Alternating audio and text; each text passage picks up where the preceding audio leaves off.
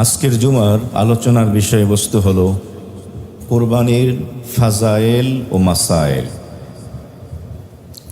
কোরবানি শব্দটি কিরবানুন শব্দ থেকে এসছে। এর অর্থ হল আল্লাহ তাআলার নৈকট্য অর্জনের জন্য কোনো বস্তু আল্লাহর নামে উৎসর্গ করা, অর্থাৎ কোনো ন্যাক আমল বা পশু জবেহ করার মাধ্যমে আল্লাহ তাআলার যে নৈকট্য অর্জিত হয় তাকে কোরবানি বলে।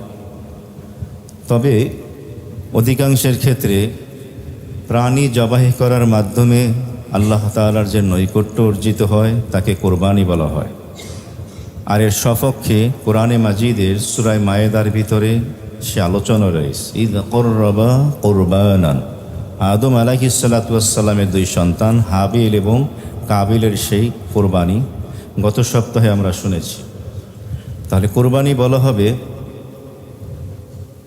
মুসলিম যখন নিসাবের মালিক হবে, নির্ধারিত দিনে নির্দিষ্ট প্রাণী আল্লাহ তাআলার সন্তুষ্টি অর্জনের জন্য আল্লাহ তাআলার নামে যে কোরবানি করা হয় তাকেই বলা হবে কোরবানি।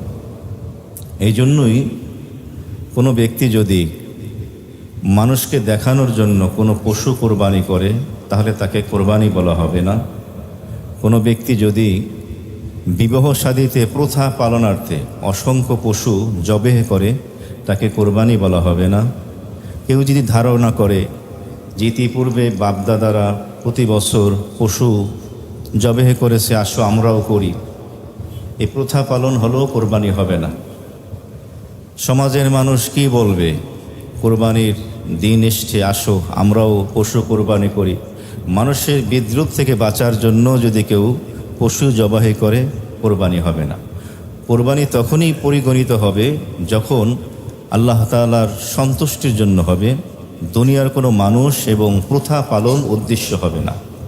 আল্লাহ তাআলা আমাদের সকলকে বিশুদ্ধ নিয়তের মাধ্যমে আল্লাহ তাআলার নামে নির্ধারিত দিনে এই পশু কোরবানি করার তৌফিক দান করেন। আর এই জন্যই পবিত্র জিলহজ মাসের 3 দিন 10 তারিখ, 11 তারিখ এবং 12 তারিখ আল্লাহ তাআলার পক্ষ থেকে বান্দা হন মেহমান, আল্লাহ হন মেজবান, এবং এই কোরবানির পশুর গোস্তের মাধ্যমেই আল্লাহ তাআলা তার বান্দাদেরকে মেহমানদারি করান, যার কারণে এই দিন রোজা রাখা হলো হারাম। হাদিস শরীফের মধ্যে এসেছে, মুসনাদ আহমদের বর্ণনা, সাহাবী হযরত যায়েদ ইবনে আরকাম রাদিয়াল্লাহু তাআলা আনহু এই হাদিস বর্ণনা করেন। তিনি বলেন, ক্বালা আসহাবু রাসূলিল্লাহি সাল্লাল্লাহু আলাইহি ওয়াসাল্লাম মা হাযিহিল আযাহি ইয়া রাসূলুল্লাহ। সাহাবায়ে কেরাম একদিন নবী করিম সাল্লাল্লাহু আলাইহি ওয়াসাল্লামকে প্রশ্ন করলেন, হে আল্লাহর রাসূল, এই যে জিলহজ মাসের 3 দিন 10 তারিখ, 11 তারিখ, 12 তারিখ আমরা যে পশু জবেহ করি, কোরবানি করি, এগুলো আসলে কি? فقال رسول الله صلى الله عليه وسلم سنة أبيكم إبراهيم عليه الصلاة والسلام। আল্লাহর হাবিব সাহাবায়ে কেরামের এই প্রশ্নের উত্তরে বললেন, এটি হলো তোমাদের মুসলিম জাতির পিতা হযরত ইব্রাহিম আলাইহিস সালামের সুন্নাহ। ক্বালু ফামা লানা ফিহা ইয়া রাসূলুল্লাহ। সাহাবায়ে কেরাম আবার প্রশ্ন করলেন, হে আল্লাহর রাসূল, এই পশু জবেহের মাধ্যমে, কোরবানির মাধ্যমে এর মধ্যে আমাদের জন্য কি রয়েছে? ফাকাল, আল্লাহর নবী বললেন, বিকুল্লি শাআরাতিন হাসানা। এই যে পশু তোমরা জবেহ করো, কোরবানি করো আল্লাহর নামে, এই কোরবানির পশুর দেহের মধ্যে যতগুলো পশম রয়েছে প্রত্যেকটা পশমের বিনিময়ে আল্লাহ তাআলা তোমাদেরকে একটি করে নেকি দান করবেন। সুবহানাল্লাহ। ছোট্ট একটা ছাগল যদি আপনি তার পশম গণনা করতে বা বসেন, শেষ করতে পারবেন? এর অর্থ হলো অসংখ্য অগণিত নেকি। ফাকালু, সাহাবায়ে কেরাম আবার বললেন, ইয়া রাসূলুল্লাহ ফাসসাউফ। কিছু প্রাণী এমন আছে যার দেহের ভিতরে পশমগুলো গুচ্ছ আকারে থাকে, যেমন ভেড়া, এরকম দানা বাঁধা গুচ্ছ আকারে থাকে, তাহলে সেই ক্ষেত্রে কি হবে? ফাকাল, আল্লাহ নবী বললেন, বিকুল্লি শারাতিন মিনাস সাওব হাসানা, ওই প্রাণীর গুচ্ছের ভিতরে যতগুলো পশম হবে প্রত্যেকটা পশমের বিনিময় রব্বুল আলামিন তোমার আমল নামায় একটি নেকি লিখে দেবে। সুবহান, কি ফজিলতপূর্ণ আমল। এই কোরবানি করা হলো ওয়াজিব, নিসাবের মালিক হয়ে গেলে, ফরজ নয়। এই কারণে কেউ যদি কোরবানিকে অস্বীকার করে বা পরিত্যাগ করে, না করে, সে কাফের হবে না, ফাসেক হবে। তবে এই কোরবানি ইসলামী শরীয়তের একটি অন্যতম অঙ্গ। এই আকীদা এবং বিশ্বাস রাখা অপরিহার্য, কারণ কোরবানি কোরআন, হাদিস, সুন্নাহ, ইজমা দ্বারা প্রমাণিত। কোরবানি কার উপরে ওয়াজিব? যেই নারী এবং পুরুষ বালেগ হবে, প্রাপ্তবয়স্ক। নাবালেগের উপরে কোরবানি ওয়াজিব নয়।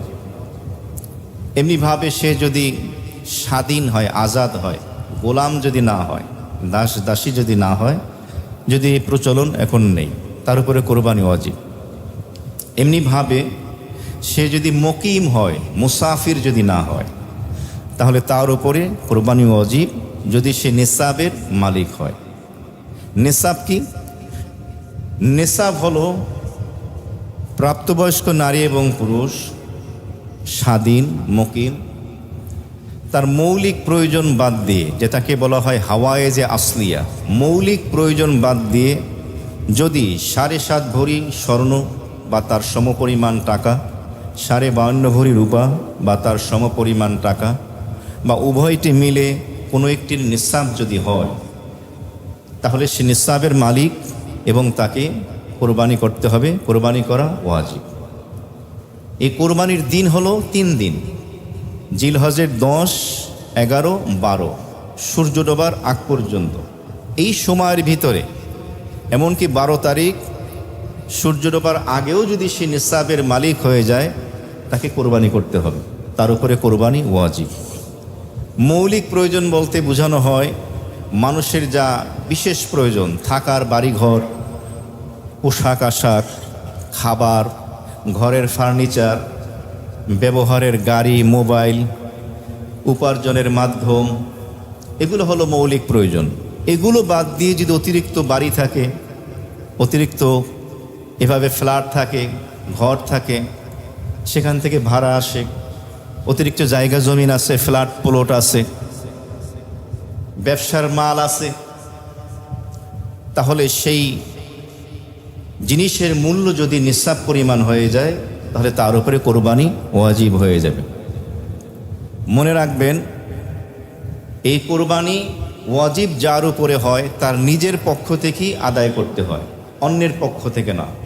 স্বামী যদি নিসাবের মালিক হয়, তাহলে স্বামীর ওয়াজিব কোরবানি সে নিজে আদায় করবে।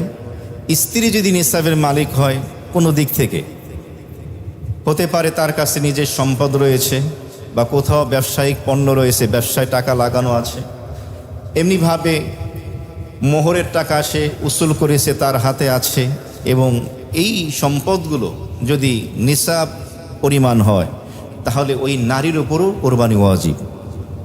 স্বামীর উপরে জরুরি না স্ত্রীর ওয়াজিব কোরবানি আদায় করা, তবে চাইলে একজন আর একজনার কোরবানি আদায় করতে পারবে।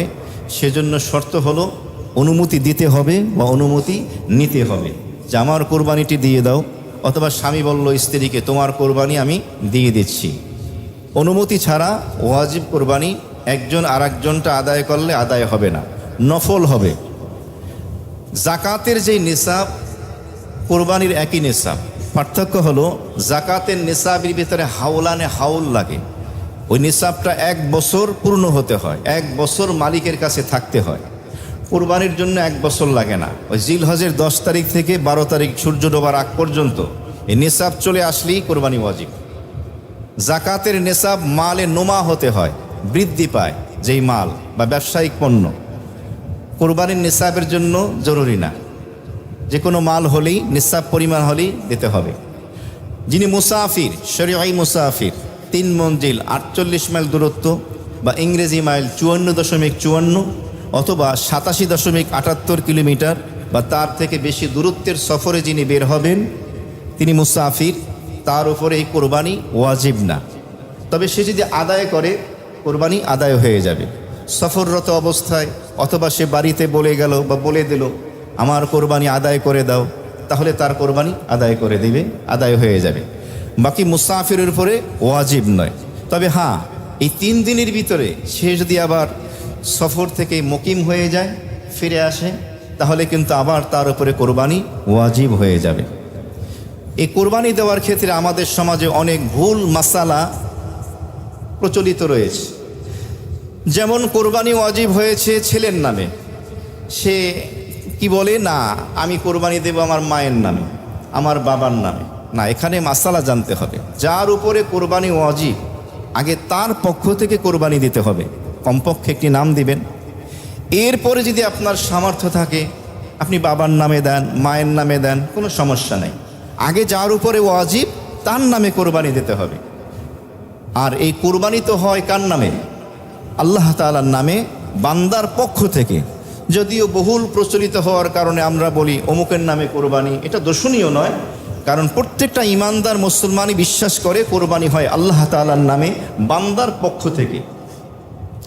এমনিভাবে অনেক জায়গায় প্রচলিত আছে যে কারো নামে পরপর 7 বছর যখন কোরবানি দেওয়া হবে তখন একটা কোরবানি পূর্ণ হবে। এটা একটা ভুল মাসালা। প্রতি বছর যখন আপনি কোরবানি দিচ্ছেন আপনার কোরবানি আদার হয়ে যাচ্ছে।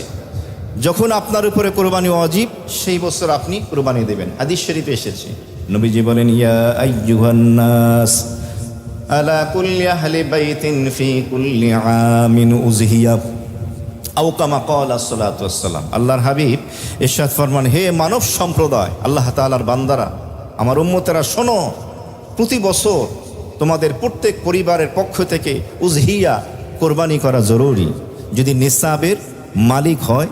যে নিসাব নিয়ে আমরা ইতিপূর্বে আলোচনা শুনেছি।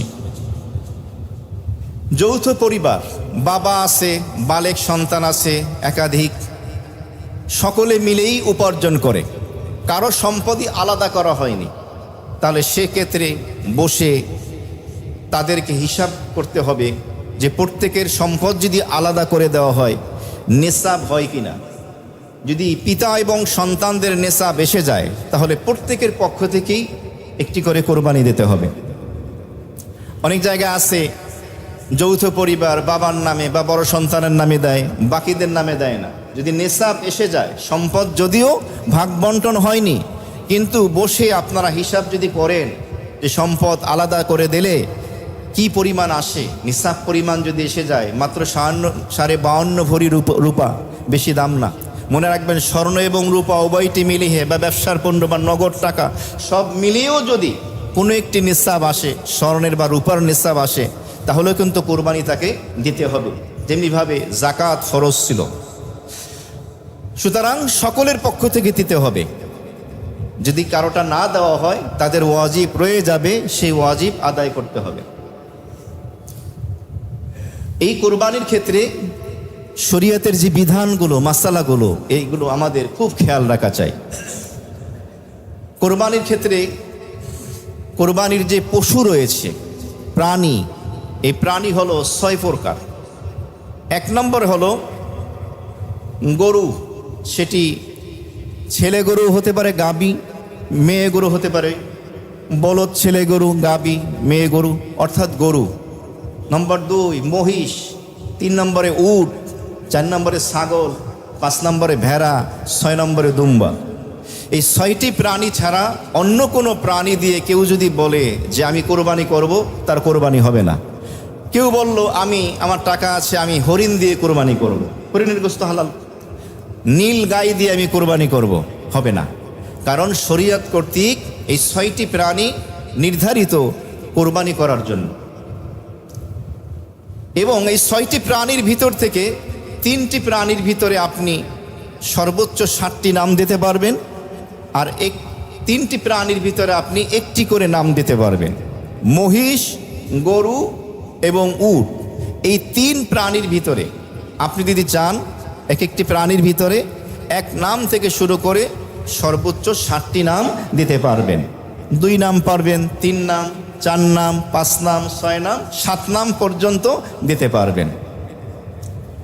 আর যদি ছাগল হয়, ভেড়া হয়, দুম্বা হয়, তাহলে সেক্ষেত্রে একটি মাত্র নাম দেওয়া যাবে। সেটি যতই হৃষ্টপুষ্ট হোক, যতই দামি হোক, এক নামের অধিক দেওয়া যাবে না। যদি কেউ দেয়, কোরবানি হবে না, শুধু গোস্ত খাওয়া হবে। এবং এই যে 7 নাম দেওয়া যায় গরু, মহিষ, উটের মধ্যে, এই নামগুলো এককভাবে একাও দিতে পারে, কেউ 7 জন মিলেও দিতে পারে শরিকি নামে। তবে সেই নামগুলো পূর্ণাঙ্গ হতে হবে, আংশিক হলে হবে না।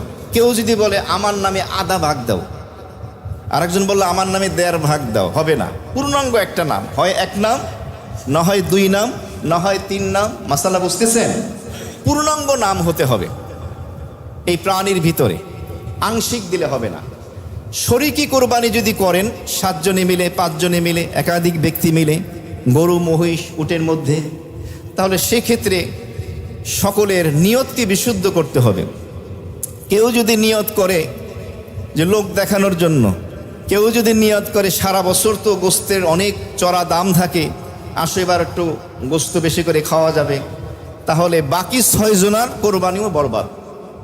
এই জন্য শরিকি কোরবানির ক্ষেত্রে সকলে মিলে সিদ্ধান্ত নিতে হবে, প্রয়োজনে বসতে হবে, নিয়তকে বিশুদ্ধ করতে হবে যে আল্লাহ তাআলা আমাকে তৌফিক দিয়েছেন, সুতরাং আমি আল্লাহর সন্তুষ্টির জন্য কোরবানি করতে চাচ্ছি। এই বিশুদ্ধ নিয়ত 7 জনে থাকতে হবে। এই শরিকির ভিতরে যারা রয়েছেন, যদি কেউ সুদখোর হয়, ঘুষখোর হয় একজনও, বাকিদের কোরবানি শেষ। রাগ করবেন না, আমাকে মাসালা বলতে হবে।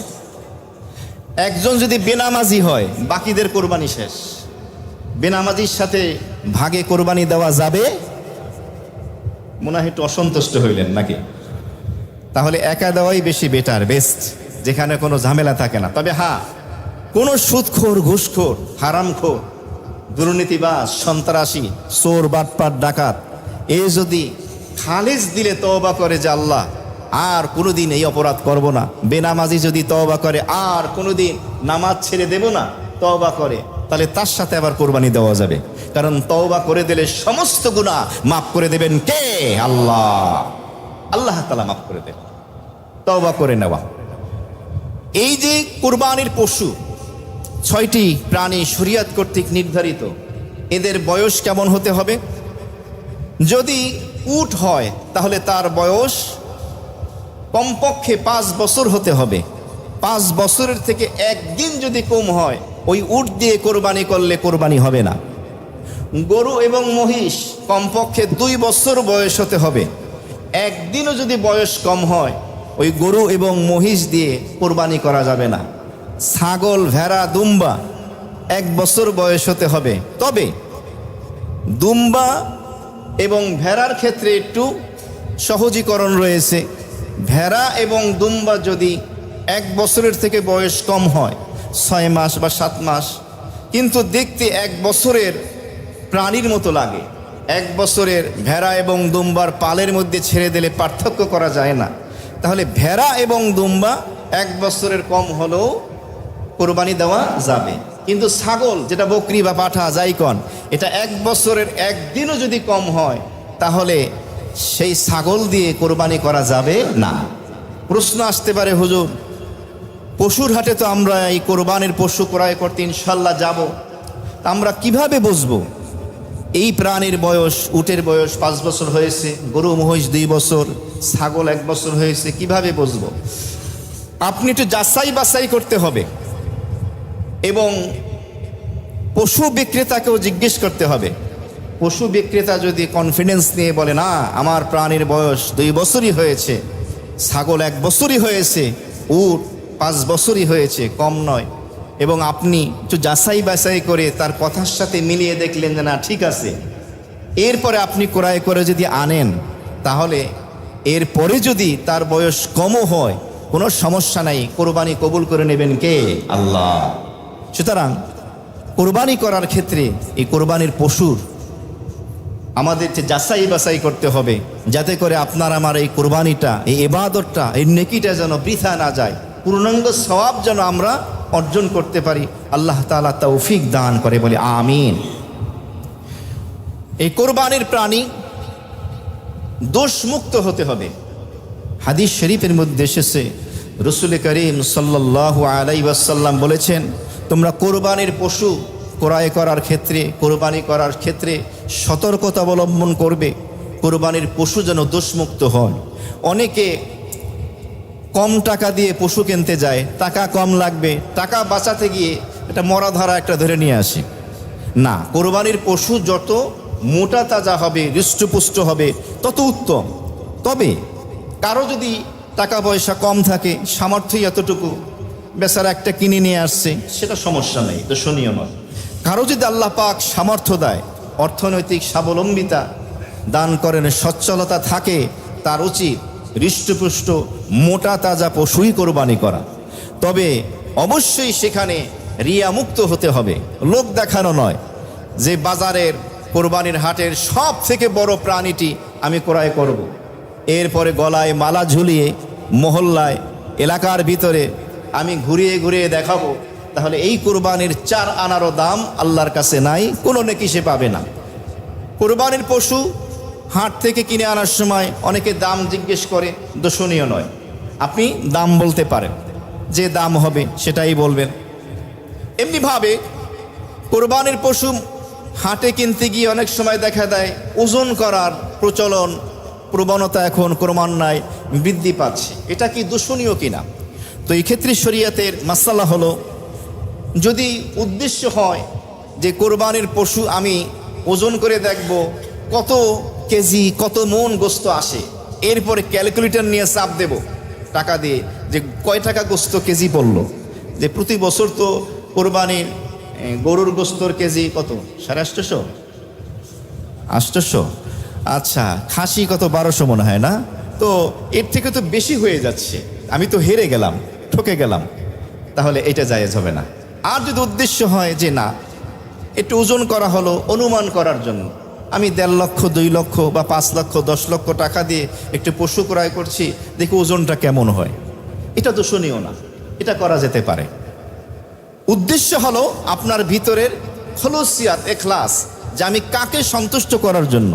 এরপরও সব থেকে মজার কথা হলো, দামি কথা হলো, কোরবানির পশু ক্রয় করার পরে সেটা দামের দিক থেকে আপনি জিতেছেন বা ঠকেছেন, এটা বলারও প্রয়োজন নাই, শোনারও প্রয়োজন নাই। কারণ এই টাকাগুলো দিয়ে পশু ক্রয় করেছেন কাকে রাজি করার জন্য? আল্লাহ তাআলাকে সন্তুষ্ট করার জন্য। এখন যদি আপনি 1 লাখ টাকার পশু 1.5 লাখ টাকাও ক্রয় করেন, টাকাটা তো আল্লাহর রাস্তায় খরচ করছেন, এটার নেকি তো আপনি পেয়েই যাবেন। হয়তো গোস্ত একটু কম পেলেন, সেটি ভিন্ন কথা। আর কোরবানির উদ্দেশ্য তো গোস্ত খাওয়া নয়, এর উদ্দেশ্য তো হলো আল্লাহ তাআলার সন্তুষ্টি। সূরা আনামের ভিতরে আল্লাহ তাআলা বলেন, ইন্না সলাতি ওয়া নুসুকি ওয়া মাহইয়ায়া ওয়া মামাতি লিল্লাহি রাব্বিল আলামিন। ইন্না সলাতি, আল্লাহ তাআলা বলেন, ও আমার হাবিব আপনি বলেন, আমার নামাজ, অনুসুকি আমার কোরবানি, কোরবানির কথা আল্লাহ বলতেছেন, আমার নামাজ আমার কোরবানি, ও মাহইয়ায়া আমার জীবন, ও মামাতি আমার মরণ, লিল্লাহি রাব্বিল আলামিন সকল জগতের প্রতিপালক মহান আল্লাহ রাব্বুল আলামিনের জন্য। সুতরাং বান্দার জীবনের যা কিছু আছে দিয়েছেন আল্লাহ, এবং উৎসর্গ করবে বান্দা কার নামে? আল্লাহ তাআলার নামে। এবার আসি, এই যে কোরবানির পশু আমরা যে জবেহে করব, এই পশু দোষমুক্ত হতে হবে। আমরা কোরবানির হাটে অনেক সময় দেরি করে যাই, দাম একটু কমুক, সমস্যা নেই, আপনি পরে যান। ঢাকা শহরে একটু বিলম্বে কোরবানির পশু ক্রয় করার একটি অন্যতম কারণ হলো এই কোরবানির পশু রাখার জায়গা খুব কম, যার কারণে চাঁদ রাতে বা 1 দিন আগে, 2 দিন আগে সাধারণত ঢাকাবাসী এভাবে পশু ক্রয় করে থাকে। এটি দূষণীয় নয়, তাড়াহুড়ো করে কিনতে যাবেন না। যদি প্রাণীটি দোষযুক্ত হয়ে যায়, আপনার এই কোরবানি তো হবে না। এবার খুব খেয়াল করব, কোরবানির পশু, কোরবানির প্রাণী কোন কোন দোষ থেকে মুক্ত হতে হবে কোরআন হাদিসের আলোকে। নাম্বার 1, কান। কোরবানির যে প্রাণীটি আপনি ক্রয় করবেন, ওই প্রাণীর যদি কান না থাকে, কান প্রাণীর, তাহলে সেই প্রাণী দিয়ে কোরবানি করলে কোরবানি হবে না। কান আছে কিন্তু সাইজে অনেক ছোট, সমস্যা নেই, কোরবানি হয়ে যাবে। এখন কিন্তু কথাগুলো অবজেক্টিভের মতো, হ্যাঁ না, জায়েজ আছে নাই, একদম খরগোশের মতো কান দুইটা খাড়া করেন, খেয়াল করেন, প্রত্যেকটা বিষয় আলাদা আলাদা বলা হচ্ছে মাসালাগুলো।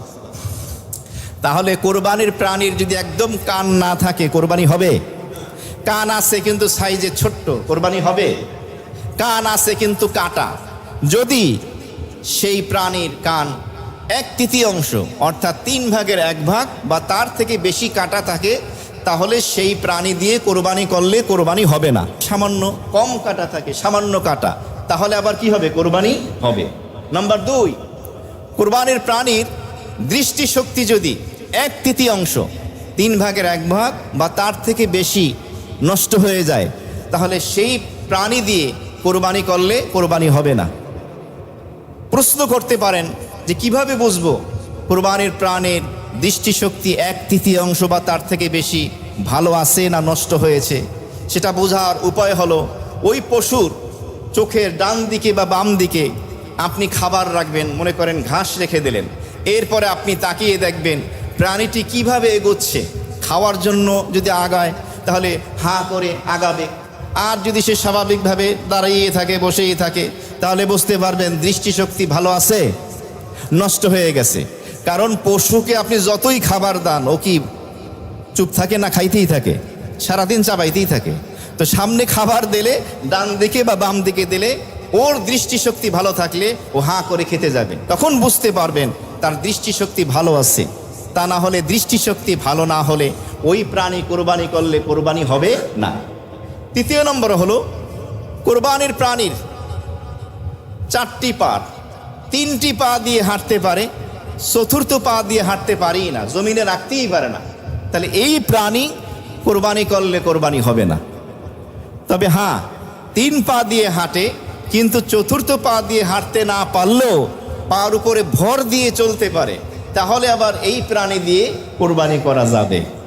মাসালা মনে হয় একটু জটিল হয়ে যাইতেছে, কেন এক একটা এক এক দিকে যাইতেছে। তো 4 নম্বর, কোরবানির প্রাণীর হাড়ের ভিতরে মজ্জা, এগুলো মগজ শুকিয়ে গেছে, একদম জীর্ণ শীর্ণ দুর্বল হয়ে গেছে, তাহলে এই প্রাণী দিয়ে কোরবানি করা যাবে না। তবে হ্যাঁ, জীর্ণ শীর্ণ হলেও কোরবানির পশু হাঁটতে পারে এবং নিজে নিজে হেঁটে যেখানে কোরবানি দেওয়া হবে সেই পর্যন্ত হেঁটে যেতে পারছে, তাহলে আবার সেই পশু কোরবানি দেওয়া যাবে।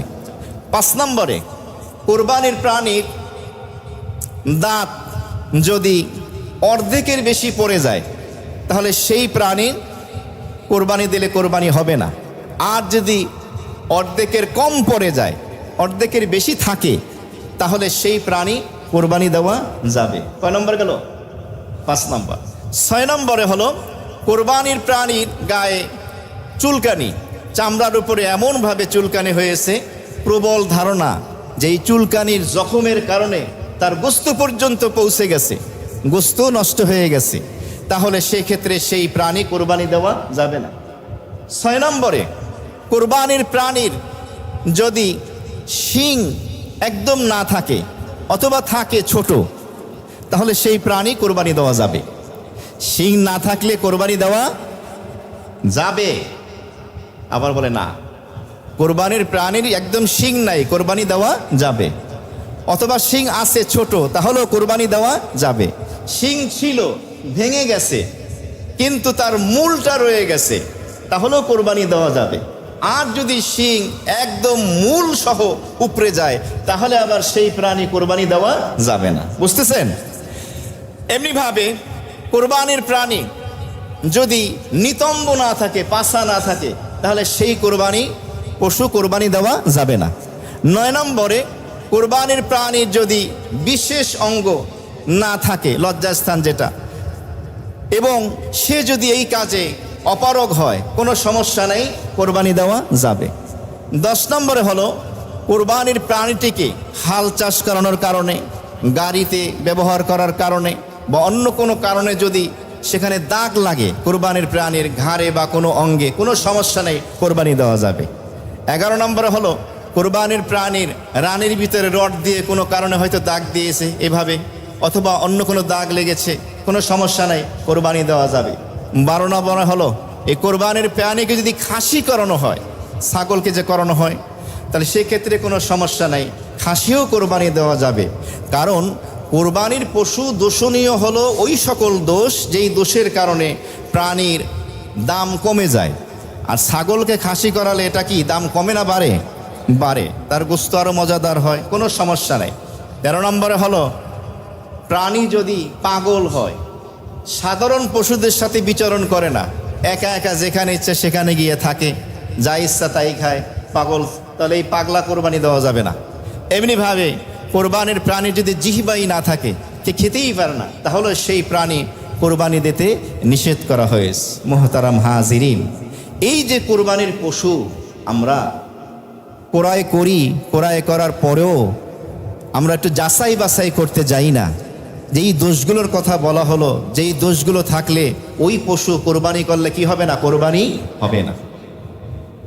এমনিভাবে এই সকল দোষ ক্রয় করার সময় ছিল না, ক্রয় করার পরে কোনো কারণে এমন দোষ পরিলক্ষিত হলো যেই দোষের কারণে কোরবানি ইসলামী শরিয়াতে নিষেধ, তাহলে কি করণীয়? তাহলে সেক্ষেত্রে শরিয়াতের বিধান হলো, যদি আপনি ধনী হন, আপনার যদি সামর্থ্য থাকে, তাহলে আপনি আরেকটি পশু ক্রয় করে দোষমুক্ত একটি প্রাণী ক্রয় করে আপনি কোরবানি করবেন। আর যদি আপনি গরিব হন, আপনার সামর্থ্য যদি না থাকে, তাহলে এই দোষযুক্ত অবস্থায় এই পশু কোরবানি করলে কোরবানি হয়ে যাবে। কোরবানির প্রাণী দোষমুক্তই ছিল। জিলহজের 10 তারিখ যখন আসলো, কোরবানির দিন, 11 তারিখ বা 12 তারিখ আপনি কোরবানি দেবেন। কোরবানি দেওয়ার সময় কোরবানির পশু লাফালাফির কারণে বা অন্য কোনো কারণে এখন দোষযুক্ত হয়ে গেছে, কোনো সমস্যা নাই, এখন আপনি জবাই করে দিলে কি হয়ে যাবে? কোরবানি হয়ে যাবে।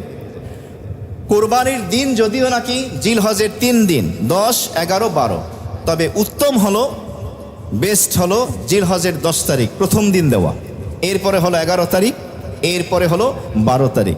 তবে 12 তারিখ সূর্য ডোবার পরে আর কোরবানি দেওয়া যাবে না। কোরবানি কি আপনি রাতের বেলা দিতে পারবেন কিনা? শরিয়াতের বিধান কি? শরিয়াতের মাসালা হলো দিনের বেলা দেওয়া হলো বেস্ট, উত্তম। তবে কেউ যদি রাতের বেলাও কোরবানি দেয় আর পর্যাপ্ত পরিমাণে আলোর ব্যবস্থা থাকে, কোনো সমস্যা নাই, তাহলে সে কোরবানি রাতের বেলাও দিতে পারবে, কোরবানি হয়ে যাবে। কোরবানি অন্যকে দিয়ে দেওয়ানো উত্তম নাকি যিনি কোরবানি দিচ্ছেন তার নিজের? তো শরিয়াতের মাসালা হলো, যিনি কোরবানি দিচ্ছেন উনি যদি দিতে সাহস করেন, দিতে পারেন, হিম্মত করেন, তাহলে ওনার দ্বারাই কোরবানির পশু কোরবানি করা, জবেহ করা হলো উত্তম। তবে হ্যাঁ, কেউ যদি অন্য কাউকে দিয়েও এভাবে আপনি পশু কোরবানি করেন, কোনো সমস্যা নাই, কোরবানি হয়ে যাবে। এখানে একটি মাসালা আমাদের জানা প্রয়োজন। এই হজের মৌসুম যখন আসে, অনেকেই তার স্বদেশ থেকে হজের জন্য রওনা দেন এবং সেখানে তারা হজের সফররত অবস্থায় থাকেন। তারা প্রতি বছর জিলহজের 10, 11, 12 তারিখ পশু কোরবানি দিয়েছেন। এখন হজের সফরে যারা রয়েছেন হাজি সাহেবগণ, তাদেরকে কি কোরবানি দিতে হবে কিনা? এখানে একটি বিষয় অনেকেই অস্পষ্ট থাকার কারণে অনেকে বলে থাকে যে আমি তো হজের কোরবানি দিচ্ছি। হজের কোরবানি যাকে বলা হয় দমে শুকুর, হাদি, এটি হলো হজের কোরবানি। যার হজটা হজ্জে তামাত্তু অথবা কিরান হবে, যেই হজের সফরে ওমরা আছে, আলাদা এহরামে তামাত্তু, একই এহরামে কিরান, সেখানে হজের কোরবানি বা দমে শুকুর হলো ওয়াজিব, দিতে হবে। আর যদি হজ্জে এফরাদ হয়, যেই হজের সফরে উমরা নেই, শুধু হজ, তাহলে সেই হজের কোরবানি মুস্তাহাব, ওয়াজিব নয়, কেউ চাইলে দিতে পারে। হাজি সাহেবরা যে হজের মৌসুমে পশু কোরবানি করছেন, আসলে সেটি হলো হজের কোরবানি। প্রতি বছর জিল হজের 10, 11, 12 তারিখের যে পশু কোরবানি সেটি আলাদা। এখন প্রশ্ন হলো, সেটি কি দিতে হবে? দিতে হলে সেটি কি তারা সেই মক্কাতেই দেবে, মদিনাতেই দেবে, নাকি তারা দেশে দিতে পারবে? তো এই মাসালা আমাদেরকে বুঝতে হবে। যদি তারা মুসাফির হন, তাহলে তাদেরকে দিতে হবে না। জিলহজের 10, 11, 12 তারিখ তারা তো মক্কাতেই আছেন, মিনা আরাফা মুজদালাফার সফর করে মক্কাতেই বা মিনায় অবস্থান করছেন, আর মক্কা তো মিনা পর্যন্ত সম্প্রসারিত। সুতরাং তিনি যদি মুসাফির হন তাহলে হজের কোরবানি তো দেবেন, কিন্তু জিল হজের যে পশু কোরবানি প্রতি বছরের এটি দিতে হবে না। আর যদি তিনি মুকিম হন তাহলে তাকে দিতে হবে, সেখানেও দিতে পারে, দেশেও দিতে পারে। দেশে ফোন দিয়ে বলে দিল আমার নামে একটি কোরবানি দিয়ে দিও, অথবা দেশ থেকে জানিয়ে দিল যে তোমার নামে কোরবানি দিচ্ছি, বা হজে যাওয়ার আগেই সে ব্যবস্থা করে গেল যে আমার নামে একটা নাম দিও। এখন প্রশ্ন হলো তিনি মুকিম না মুসাফির, এই বিষয়টি আমরা কিভাবে বুঝব? এই বিষয়টি বোঝার জন্য মাসালা হলো জিলহজ মাসের 8 তারিখ মিনার ময়দানে অবস্থান করা। মক্কায় আসার পর থেকে নিয়ে যিনি হজ করতে যাচ্ছেন, মক্কায় যখন যাবেন, মক্কায় যেদিন এসেছেন ওই দিন থেকে নিয়ে জিলহজের 8 তারিখ মিনার ময়দানে পর্যন্ত যদি 15 দিনের কম অবস্থান করে থাকেন তাহলে তিনি হবেন মুসাফির, তাকে এই প্রতি বছরের জিলহজের পশু কোরবানি দিতে হবে না। এমনিভাবে যদি 15 দিন বা তার থেকে বেশি হয়ে যায় মক্কায় অবস্থানের থেকে জিলহজের 8 তারিখ মিনায় অবস্থানের দিন পর্যন্ত 15 দিন বা তার থেকে যদি বেশি হয়ে যায় তাহলে সেক্ষেত্রে তিনি হবেন মুকিম, তার পক্ষ থেকে জিলহজের যে প্রতি বছরের পশু কোরবানি সেটি দিতে হবে। সে মক্কাতেও দিতে পারে, দেশের বাড়িতেও দিতে পারে। এখান থেকে আরও একটি মাসালা জেনে নেওয়া, যদি হাজী সাহেব মুসাফির হন তাহলে তিনি মিনা আরাফা মুজদালাফায় অবস্থানরত দিনগুলোতে তিনি জোহর আসর এবং এশার সালাত কসর করবেন, 2 রাকাত পড়বেন, একাকী পড়েন বা মুসাফির ইমামের পিছনেও যদি পড়েন 2 রাকাত পড়বেন। আর যদি মুকিম ইমামের পিছনে ইক্তেদা করেন তাহলে 4 রাকাত পড়তে হবে। আর যদি হাজী সাহেব মুকিম হন তাহলে তিনি স্বাভাবিকভাবে মিনা আরাফা মুজদালাফায় তিনি মুকিম হিসাবে 4 রাকাতই পড়বেন, জোহর আসর এশা। এখানে আরও একটি মাসালা, আরাফার ময়দানে জিলহজের 9 তারিখ দ্বিপ্রহরের পরে অবস্থান করা হলো হজের অন্যতম ফরজ, যাকে বলা হয় ওকুফে আরাফা। এক হাদিস নবী বলেন আল হাজ্জু আরাফা, হজ বলা হয় আরাফায় অবস্থানের নাম। সবথেকে বড় গুরুত্বপূর্ণ ফরজ ওকুফে আরাফা, আরাফার ময়দান অবস্থান। আর জিলহজের 9 তারিখ সূর্য অস্তমিত হওয়ার পূর্ব পর্যন্ত আরাফার সীমানার মধ্যে থাকা হলো ওয়াজিব। আরাফার ময়দানে অবস্থানরত অবস্থায় হাজী সাহেবরা জোহর এবং আসরের সালাত জমা বাইনা সালাতাইন একত্রে পড়বেন না পৃথক আলাদাভাবে পড়বেন? কারণ এই বিষয়টি নিয়ে আমি নিজে বাস্তব আমার অভিজ্ঞতা, তাঁবুর ভিতরে আমি তর্ক বিতর্ক হতে দেখেছি। এক গ্রুপ জমা বাইনা সালাতাইন করেছে, জোহর পড়ে সাথে সাথে আসর পড়েছে। আর এক গ্রুপ জোহরের সময় জোহর পড়েছে, আসরের সময় আসর পড়েছে। সঠিক মাসালা কি? সঠিক মাসালা হলো আরাফার ময়দানে যে একটি মসজিদ আছে, মসজিদে নামিরা, কোনো হাজী সাহেব যদি মসজিদে নামিরায় যেতে পারেন বা চলে যান, মসজিদে নামিরার ইমামের পিছনে যদি সালাত আদায় করেন তাহলে তিনি জামা বাইনা সালাতাইন করবেন, 2 ওয়াক্তের নামাজ একত্রে পড়বেন। মুয়াজ্জিন সাহেব একটি আজান দেন, প্রথমে ইমাম সাহেব খুতবা দেন, এরপরে মুয়াজ্জিন সাহেব এই মুয়াজ্জিনের আজানের পরে ইমাম সাহেব খুতবা দেওয়ার পরে মুয়াজ্জিন সাহেব একামত দেন, এরপরে ইমাম জোহরের সালাত পড়েন, এরপরে আবার একামত দেন, আসরের সালাত পড়েন। তাহলে মসজিদে নামিরায় ইমামের পিছনে যে হাজী সাহেব সালাত আদায় করবেন তিনি জমা বাইনা সালাতাইন করবেন, জোহর এবং আসর একত্রে পড়বেন। আর যিনি মসজিদে নামিরায় যাননি, নিজ তাঁবুতে অবস্থান করছেন, তাহলে তার জন্য মাসালা হলো তিনি জোহরের ওয়াক্তে জোহর পড়বেন, আসরের ওয়াক্তে আসর পড়বেন, জমা বাইনা সালাতাইন করবেন না। আর আমি এই মাসালাই হজের সফরে আরাফার ময়দানে তাঁবুতে বলেছি। এরপরও কিছু লোক গোয়ার টাইপের ছিল, তারা নিজেদের মতো আমল করেছে। তো যাই হোক, প্রশ্ন করতে পারেন হুজুর আমি কি তাহলে এই আরাফার ময়দানে যখন অবস্থান করব মসজিদে নামিরা যাব কি না? যদি আপনার তাঁবুর নিকটে হয়, মুয়াল্লিমকে জিজ্ঞেস করবেন কাছাকাছি কিনা, যদি নিকটে হয় আপনি যেতে পারেন, আর যদি নিকটে না হয় তাহলে পেরেশান হওয়ার দরকার নেই। এর কারণ হলো আপনি আপনার হজের কাফেলা থেকে বিচ্ছিন্ন হয়ে গেলে অনেক বড় পেরেশানিতে পড়তে পারেন। কারণ এরপরে অনেক কাজ আছে। মাগরিবের ওয়াক্ত হওয়ার পরে মুজদালিফায় যেতে হবে, সেখানে রাত্রি যাপন, এরপরে সেখান থেকে ফজর পরে জামারায় গিয়ে কঙ্কর নিক্ষেপ, অনেক কাজ আছে, হজের কোরবানি, তারপরে আপনার বাইতুল্লাহর তওয়াফ, সাফা মারওয়া সাই ইত্যাদি। এই জন্য কাফেলার সাথে থাকাই বেশি নিরাপদ। তবে হ্যাঁ, যদি কয়েকজন যুবক মিলে সাহস পান বা যারা পূর্বে গিয়েছেন অভিজ্ঞতা রয়েছে, কয়েকজনে মিলে যদি যেতে চান যে আমরা আলাদা যাব, সেটাও পারেন। তবে উত্তম হলো আপনি কাফেলার সাথেই থাকেন, কারণ কাফেলার ভিতরে অনেক বয়স্ক মাজুর অক্ষম লোক থাকেন, ছোট বাচ্চা থাকতে পারে, নারী থাকতে পারেন। তাদের সাহায্যের জন্য তো মানুষের দরকার। যতটুকু উপকার করা যায় চেষ্টা করা। হজের সফর হলো ধৈর্যের সফর। মুহতারাম হাজিরিন, তাহলেই কুরবানির মাসালার আলোচনা চলতেছিল, সেখান থেকে আমরা হজের আলোচনাটা এই জন্য যুক্ত করলাম, শুনে নিলাম।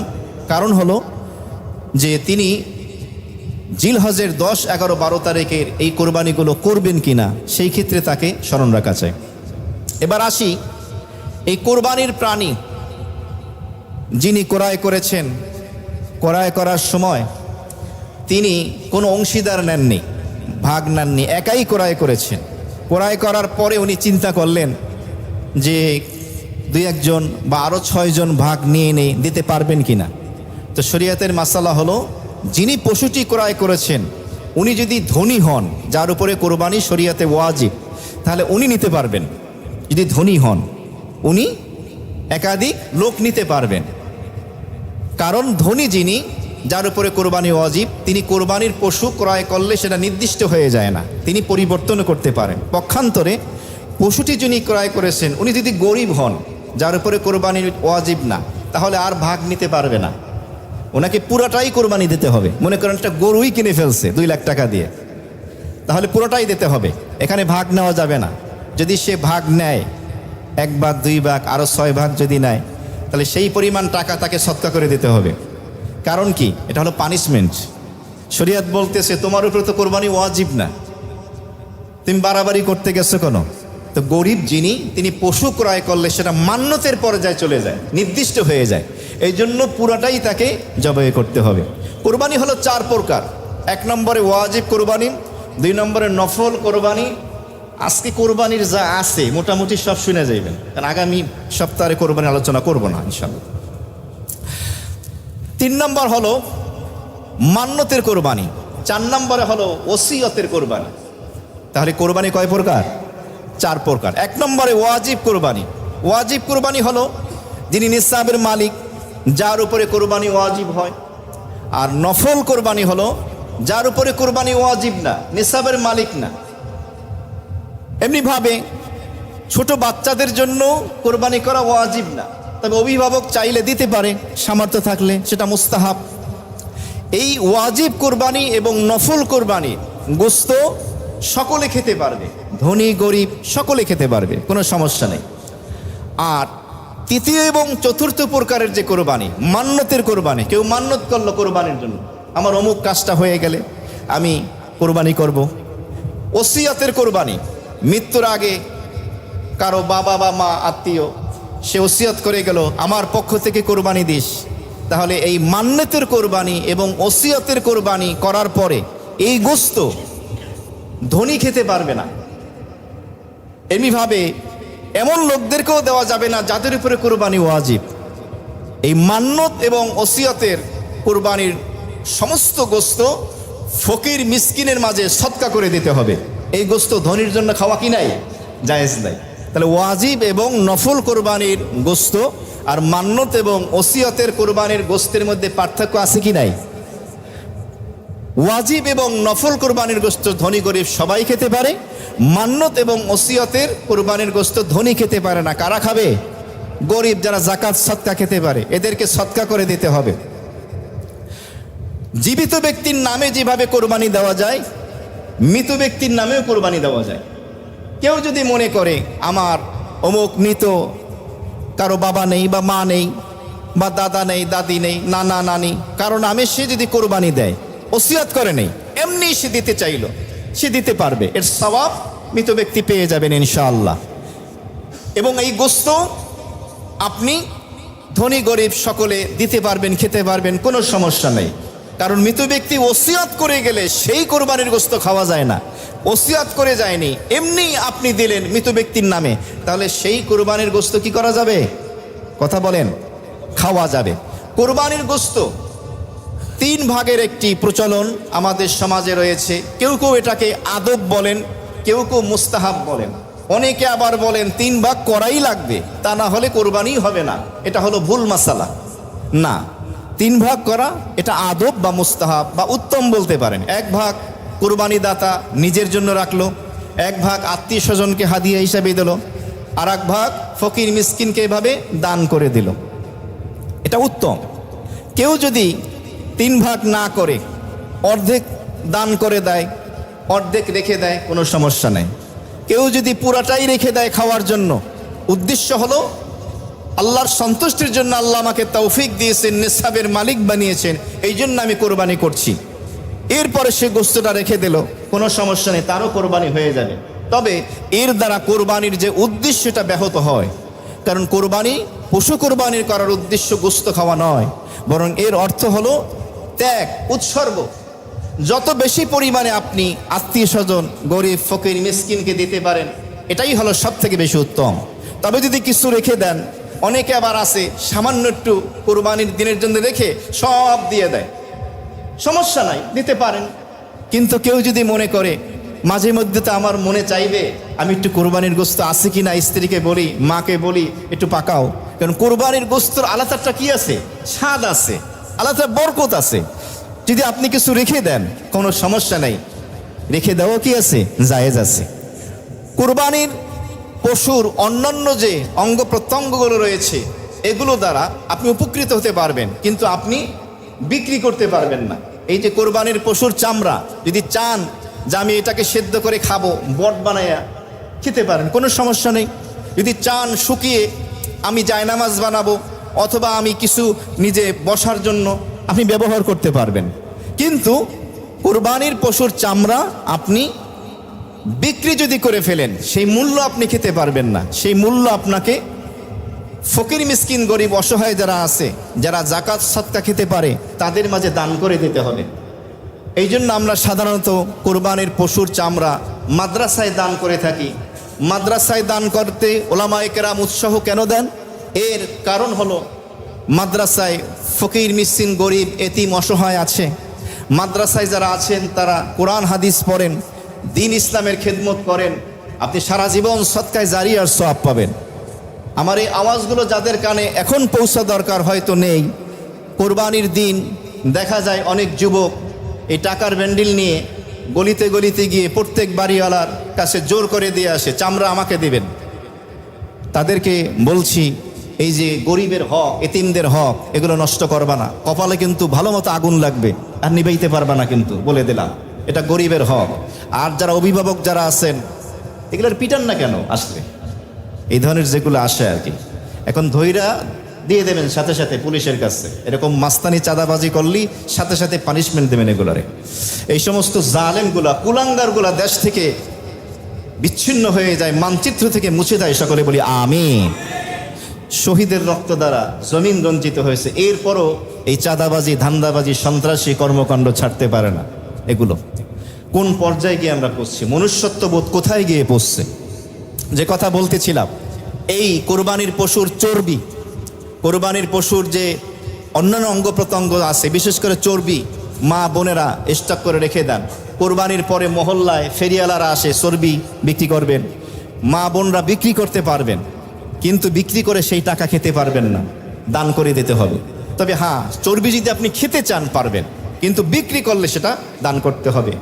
এমনিভাবে কোরবানির পশু যিনি জবেহে করেছেন, মাদ্রাসার ছাত্র শিক্ষকরা আসেন, অনেকেই জবেহে করার পরে চামড়া দিয়ে দেন, তার এই জবের টাকা দেন না, ঠিক না। এটা চামড়া আপনি তো ছাত্রকে দেন নাই, ওকে দেননি, আপনি মাদ্রাসায় দিয়েছেন সওয়াবের জন্য। সে যেহেতু জবেহে করেছে, কম বেশি তাকে আপনি দেবেন। 100 টাকা হোক 200 টাকা হলেও আপনি দেবেন। 1 লক্ষ 2 লক্ষ টাকা দিয়ে একটি কোরবানির পশু কেনেন, আপনার 100 টাকা দিতে হাত কাঁপতে থাকে, এটা তো শোভা পায় না। আমি এই মহল্লার কথা বলছি না। তো যাই হোক, কারণ আমি নিজেই বাস্তব প্রমাণ, ছাত্র জীবনে অসংখ্য কোরবানি করেছি পশু। টাকা দেয় না এই জন্য আফসোস না, চামড়াটাও দেয় না, এই তিক্ত অভিজ্ঞতা আমার রয়েছে, যার কারণে আমি মাসালা বলে দিয়েছি। কোরবানির পশু কষাই দিয়ে আমরা গোস্তগুলো কাটাই। এরপর অনেকের মন মানসিকতা থাকে যে গোস্ত কাটার পরে ওরে 2, 4, 5 কেজি দিয়ে দেব, তাহলে একটু এই পারিশ্রমিকটা কম দেওয়া যাবে। এটা জায়েজ নাই।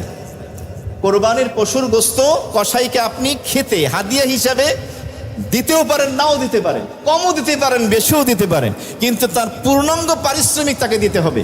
ওই গোস্ত দিয়া পারিশ্রমিক কমাবেন, এটা জায়েজ নেই। যদি এমন করে থাকেন তাহলে সেই পরিমাণ টাকা এখন দান সদকা আপনাকে করে দিতে হবে। এটা হলো শরীয়তের মাসালা।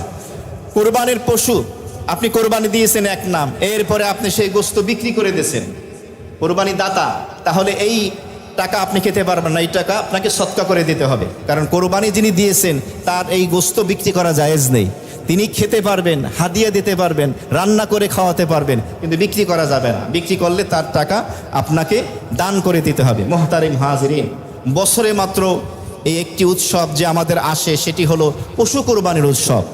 সুতরাং এই কোরবানি ওয়াজিব কোরবানি অনেকেই কার্পণ্য করেন যে একটা কোরবানি এক নাম দিতে 20,000, 25,000, 30,000 লাগে, কম বেশি এত টাকা খরচ।